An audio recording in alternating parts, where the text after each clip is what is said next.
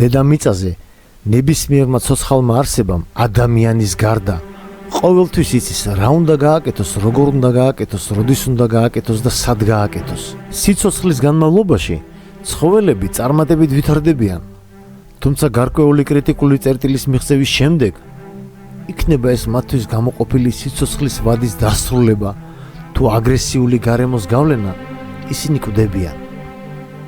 გარეული ცხოველები, რომლებიც ყოველთვის გრძნობენ თავიანთ დამოუკიდებლობას, ჯანმრთელობის და მხუხარე სიცოცხლის ენერგიის განსახიერებაა. ისინი იცნობენ თავიანთი არსებობის კანონებს და შეუძლიათ მათი მართვა. ისინი არიან თავისი რეალობის მეპატრონეები. ჩვენ კი ადამიანები ვამჩნევთ, რომ 30 წლის შემდეგ პრაქტიკულად ყველა გარკვეული პრობლემების წინაშე დგას. მენტალური, ფიზიკური ან სოციალური დისფუნქციის სახით.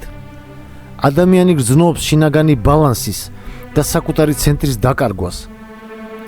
ახალგაზრდობაში მუდმივად გვეუბნებიან, რომ ძალიან პატარა ვართ და რომ რაღაცა გვაკლია.